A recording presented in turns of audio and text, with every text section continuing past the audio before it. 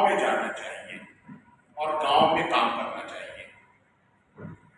तो हमने फैसला किया कि हम गांव में काम करेंगे। तो अपनी शादी के 20 दिन के बाद मैं और मेरी पत्नी दिल्ली छोड़कर दंतेवाड़ा के अंदर एक गांव में, कमलनाथ नाम के गांव में, पेड़ के नीचे हमने रहना शुरू किया।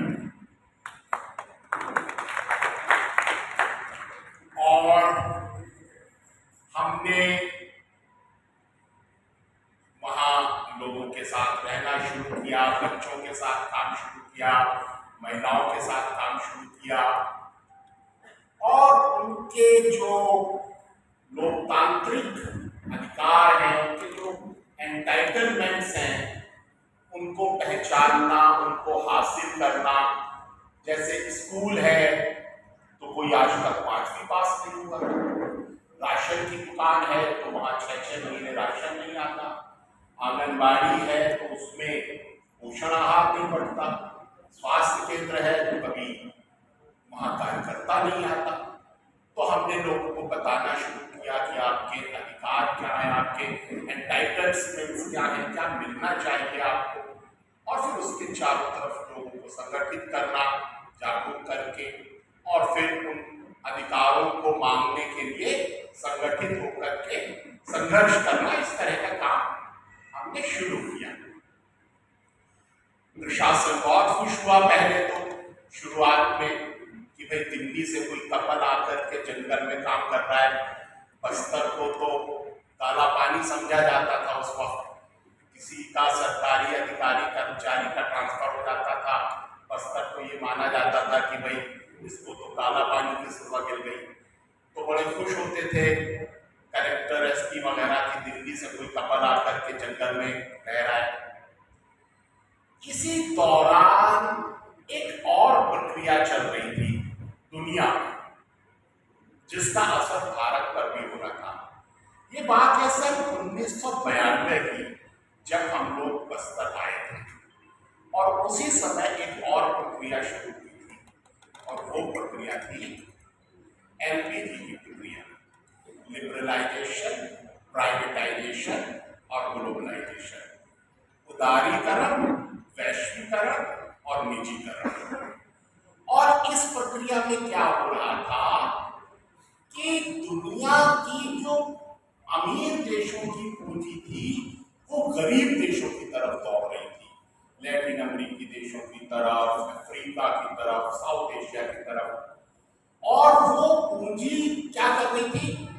वो पूंजी प्राकृतिक संसाधनों पर कब्जा कर रही थी। वो मिनरल्स पर कब्जा कर रही थी, तेल के ऊपर, खदानों, समुद्र के तटों पर, नदियों पर, पहाड़ों पर, जंगलों पर कब्जा कर रही थी। तो छत्तीसगढ़ में भी उस समय भाजपा की सरकार थी। सरकार ने 100 से ज्यादा मुआहदे किए, एमओयू किए, और सरकार कहती है कि हम नक्सलियों से इसलिए लड़ते हैं क्योंकि ये संविधान को नहीं मानते। तो हम सरकार से पूछते हैं, आप मानते हो संविधान? संविधान तो कहता है कि 5वें अनुसूची क्षेत्र में ग्राम सभा की इजाजत के बिना आप आदिवासियों के गांव में 1 इंच जमीन नहीं दे सकते बिना इजाजत के। लेकिन सरकार ने क्या किया? सरकार ने गुंडे इकट्ठे किए, 5000, उनको राइफलें दी सरकारी, और उन्हें स्पेशल पुलिस ऑफिसर का नाम दिया, और आदिवासियों के गांव खाली कराने का अभियान शुरू किया, जिसको आपने सुना होगा सर्वा जुलूम का नाम दिया गया। और उसमें 650 गांव जलाए गए, आदिवासियों की हत्याएं की गई, महिलाओं के साथ बड़े पैमाने पर बलात्कार किए गए, बच्चों की हत्याएं हुई, और उसको सुप्रीम कोर्ट ने एंटी कॉन्स्टिट्यूशनल डिक्लेयर किया, संविधान विरोधी घोषित किया, और उस पर रोक लगाने का आदेश दिया। तो हम लोग उसी दौरान वहां काम कर रहे थे, और जब ये सब हुआ, और पहले तो हमसे प्रशासन शासन बहुत खुश था, लेकिन लेकिन जब हमने इस सब का विरोध शुरू किया तो फिर हमारा जो वहाँ एक आश्रम था, गांधीयन आश्रम था, उसके ऊपर बुलडोजर चलाया गया। मेरी हत्या की कोशिश हुई 5 बार और अंत में जिस रात मुझे मारा जाना था 2010 में मुझे वहां से निकलना पड़ा।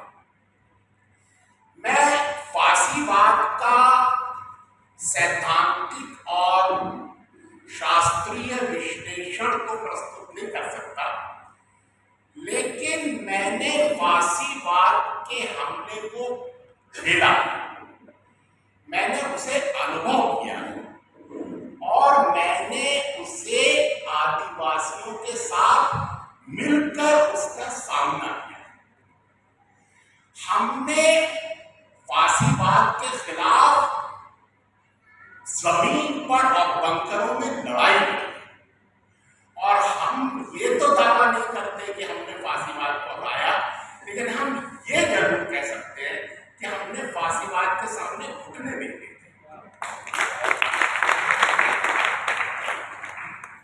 पिछले 2 महीने पहले सुप्रीम कोर्ट ने मेरे खिलाफ फैसला लिया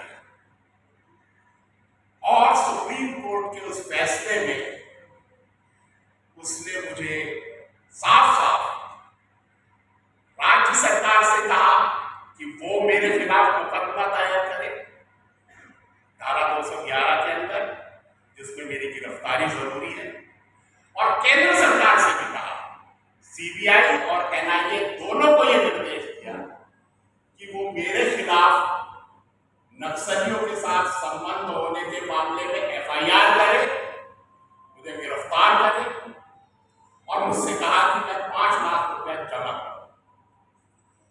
हमने कहा कि हम आपके पास इंसाफ मांगने आए थे इन आदिवासियों के साथ मिलकर, और आपको उस मामले में मामला ये था कि सुकमा जिला है, उसमें एक गांव है बोलपाड़, उसमें 16 आदिवासियों को सीआरपीएफ, छत्तीसगढ़ पुलिस और स्पेशल पुलिस ऑफिसर जो सर्वाजुड़म में भर्ती किए गए थे, इन्होंने मिलकर 16 आदिवासियों को कत्ल किया था, जिसमें तलवारों से काटा था। वो 1.5 साल का बच्चा था, उसकी उंगलियां काट दी थी, वो माँ की गोद में था, उसकी माँ के सिर में चाकू मार के मार दिया था, उसकी 8 साल की मौसी की गर्दन काट दी थी, उसकी नानी के वक्ष काट दिए, उसको मार दिया, नाना को मार दिया, 16 लोगों को कत्ल किया था। वो केस लेकर के हम सुप्रीम कोर्ट गए थे। उस मामले में 13 साल तक कोई फैसला नहीं लिया और 13 साल बाद सुप्रीम कोर्ट ने कहा कि आपके ऊपर 5 लाख का जुर्माना, कोई जांच नहीं करी और कहा कि आप झूठा मुकदमा लेके आते हैं। हमने कहा वाह, आपको सपना आ गया कि ये मुकदमा झूठा है बिना जांच कराए, और आप हमसे कह रहे हैं कि हम जुर्माना देंगे। हमने कहा वाह, आपको लगता है कि इतने डरपोक हो गए भारत के लोग। हमने कहा जाइए, हम आपका जुर्माना नहीं देंगे, हम जुर्माना नहीं देंगे और आप जेल में डालेंगे, डाल दीजिए जेल में, हम जेल जाने से नहीं डरेंगे। और आदिवासियों ने कहा कि, और मैंने कहा कि जुर्माना देने का मतलब है मैं ये कबूल कर लूं कि आदिवासी झूठ बोल रहे थे, ये झूठे हैं, मैं आदिवासियों को नीचा दिखा दूं 5 लाख दे करके और मैं डर जाऊं कि आप मुझे जेल में डाल देंगे। मैंने कहा ये नहीं होगा, डरा तो नहीं जाएगा, ना डरा जाएगा ना झूठा जाएगा, तुम्हारे पास जेल है, तुम जेल में डालो। और आदिवासी बोले हमारे नहीं, हमने कहा जाओ। तो गोमपाड़ के आदिवासी दिल्ली पहुंच गए और दिल्ली में फिर जंतर मंतर पर, JNU, Delhi university, constitution club, हंगामा हो गया और सुप्रीम कोर्ट को 4 हफ्ते बीत गए। 11 अगस्त को 4 हफ्ते का वक्त दिया था 16 14 जुलाई को फैसला आया था, 11 अगस्त को 4 हफ्ते का वक्त दिया था 5 लाख जमा करने का, वो पूरा हो गया। हमने कहा कि पैसा तो हम आपको नहीं देंगे और जब तक आप न्याय नहीं देंगे तब तक ये लड़ाई जारी रहेगी। तो वो 4 हफ्ता बीत चुका है।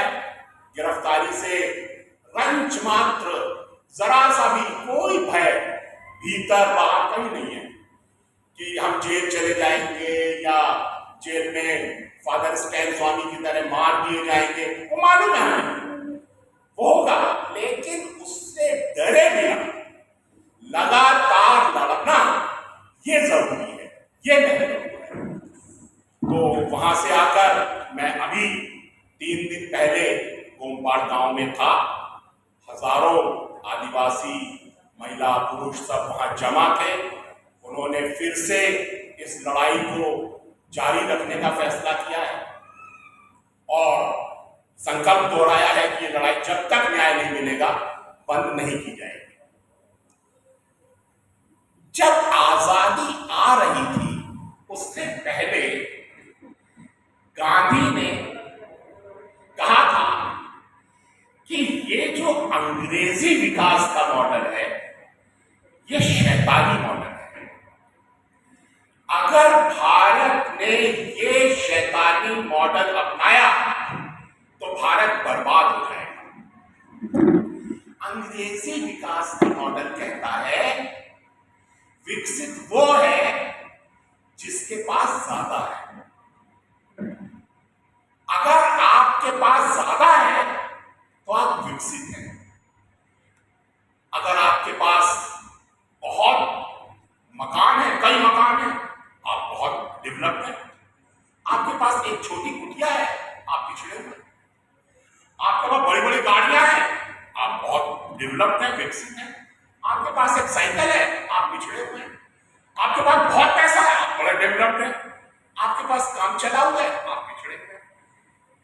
गांधी ने कहा प्रकृति ने सबको बराबर दिया है और तुम्हारे पास ज्यादा तभी हो सकता है जब तुम दूसरे के हिस्से का ले लो और दूसरा देगा नहीं तो तुम छीनोगे, और छीन तुम तभी सकते हो जब तुम्हारे पास ताकत हो।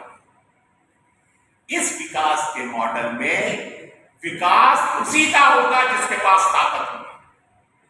कमजोर इसमें पिछड़ गए।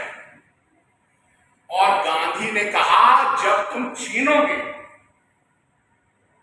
और ताकत का इस्तेमाल करोगे, तो गांधी ने कहा कि अंग्रेज को अपने इस शैतानी मॉडल को सस्टेन करने के लिए सारी दुनिया पर हमला करते हैं। अंग्रेजों के बारे में कहा जाता है कि अंग्रेजी राज में कभी सूरज नहीं डूबता, लेकिन एक अंग्रेज जॉन मिल ने यह लिखा, ये भी सच है कि अंग्रेजी राज में कभी खून नहीं सूखता। अंग्रेज अपने उस विकास के मॉडल को सस्टेन रखने के लिए लगातार हमले करते थे। गांधी ने कहा भारत अगर अंग्रेजी विकास का मॉडल अपनाएगा, भारत किस पर हमला करेगा? गांधी ने कहा लिख कर रख लो, एक दिन तुम अपने गांव पर हमला करोगे। इस विकास के मॉडल से युद्ध निकलेगा और दूसरा निकलेगा पर्यावरण का विनाश, और इससे तुम तबाह हो जाओगे। आज हमारे सशस्त्र बल सबसे ज्यादा कहां है? आदिवासी इलाकों में। क्या कर रहे हैं हमारी पैरामिलिट्री फोर्सेस आदिवासी इलाकों में? क्या कर रही हैं वो? क्या आदिवासियों को सुरक्षा देने गई है? नहीं, वो वहां गए हैं संसाधनों पर कब्जा करने। किसके लिए? भारत के गरीबों की गरीबी दूर करने के लिए? नहीं, वो गए हैं चंद मुट्ठी भर पूंजीपतियों की तिजोरी भरने के लिए। और भारत के अमीरों के लिए अपने सैनिक भारत के ग्रामीण इलाकों में भेज दिए हैं। और ये सैनिक वहां क्या कर रहे हैं? ये सैनिक एक पूर्ण युद्ध लड़ रहे हैं।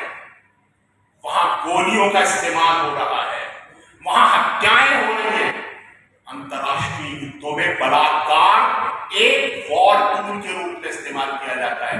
आदिवासी इलाकों में हमारे सैन्य बल बलात्कार को एक सैन्य टूल के रूप में इस्तेमाल कर रहे हैं। अंतरराष्ट्रीय युद्ध में इस्तेमाल किए जाने वाले अनैतिक कदमों को भारत के अंदर इस्तेमाल लगातार किया जा रहा है, लगातार। इसे कहते हैं hidden war of India, Bharat का छिपा हुआ युद्ध। ये पूर्ण युद्ध है, इसमें हत्याएं हैं, इसमें तथ्यों को छुपाया जाना है, इसमें झूठे तथ्यों को फैलाया जाना है। ये पूर्ण युद्ध है। और मेरे पास आपके लिए खतरे की खबर ये है, ये वॉर एक्सपेंड कर रही है, ये फैल रही है। ये युद्ध आदिवासी इलाकों में रुकने वाला नहीं है, ये फैलेगा मैदानी इलाकों में, ये फैलेगा राजस्थान, पंजाब, हरियाणा, उत्तर प्रदेश, मध्य प्रदेश के गांव गांव में। पूंजीवाद अगर रुक जाए तो मर जाता है, वो रुक ही नहीं सकता। भारत के मिनरल्स पर कब्जा करने के बाद भारत का पूंजीपति भारत की कृषि भूमि पर कब्जा करेगा ही करेगा, और उसके लिए वो भारतीय सैन्य बलों का इस्तेमाल करेगा ही करेगा। लिख कर भारत के गांव गांव में सीआरपीएफ बैठेगी। ये जो वॉर आज आदिवासी इलाकों में है, ये भारत के गांव गांव में फैलेगी। भारत का लोकतंत्र सैन्य तंत्र में बदल चुका है। हम कल्पना कर रहे हैं कि हिटलर और मुसोलिनी जैसा हमारे को तो बहुत बैकवर्ड था। भारत का फांसीवाद उसका प्रोवर्जन है। मुसलमानों के घरों पे बिना किसी मुकदमा चलाए बुलडोजर चला दिया जा रहा है। आदिवासियों के गांव जला दिए जा रहे हैं। भारत के मजदूरों पर गोलियां मजदूरी मांगने पर चला दी जा रही है। सैन्य तंत्र पूरी तरीके से काम कर रहा है, और हम कल्पना कर रहे हैं कि गैस चैम्बर बनेगा तो हम मानेंगे कि फांसीवाद आ गया, नाजीवाद आ गया। वो नहीं आएगा। भारत का वर्जन तो उसका एडवांस वर्जन है, बिल्कुल नए तरीके का है, और वो हम पहचान नहीं पा रहे। जब हमारे दरवाजे पर सीआरपीएफ आएगी तब हम पहचानेंगे। तो चुनौती बड़ी है, और हम मध्यम वर्ग हैं, हम तक मुसीबत थोड़ा देर में आएगी, लेकिन जिसके पास मुसीबत पहले आएगी वो पहले लड़ेगा। आदिवासी पहले लड़ेगा, दलित पहले लड़ेगा, मजदूर पहले लड़ेगा। और अगर हम भाग्यशाली हुए, थोड़ा जागरूक हुए, हम उसका साथ दे सकते हैं। बस यही हमारा सौभाग्य होगा कि हम उस लड़ने वाले का साथ दें। ये हम कल्पना ना करें कि हम कोई लड़ाई छेड़ देंगे, वो ताकत हमें नहीं है, क्योंकि हमारे ऊपर हमला नहीं है। हमें तो दोनों टाइम खाना मिल रहा है, पहनने को कपड़ा मिल रहा है, घर है, बच्चे की नौकरी है, पेंशन है, सब है। हम तो लड़ेगा वो जिस पर हमला है, जिसकी जमीन पर हमला है, जिसकी बेटी को उठाया जा रहा है, जिसकी जमीन छीनी जा रही है, जिसके जमीन पर हमला है, वो लड़ेगा। हम उसका साथ दे दें, बस यही बहुत। तो मुझे खुशी है कि मुझे लड़ने वालों ने इस लायक समझा कि मैं उनका साथ दे सकूं। मैं आदिवासियों के महान संघर्ष में उनके साथ हूं, एक विनम्र सेवक के नाते। यही मेरा बहुत मैं अपने आप को उनका बहुत आभारी मानता हूं कि आदिवासियों ने मुझे इस लायक समझा कि मैं उनके विनम्र सेवक के नाते उनके साथ दे सकूं, और वही मैं कर रहा हूं। आपने मौका दिया, यहाँ बुलाया, आपका बहुत बहुत शुक्रिया। मैं 2 दिन यहाँ रहूंगा और आगे बातचीत करते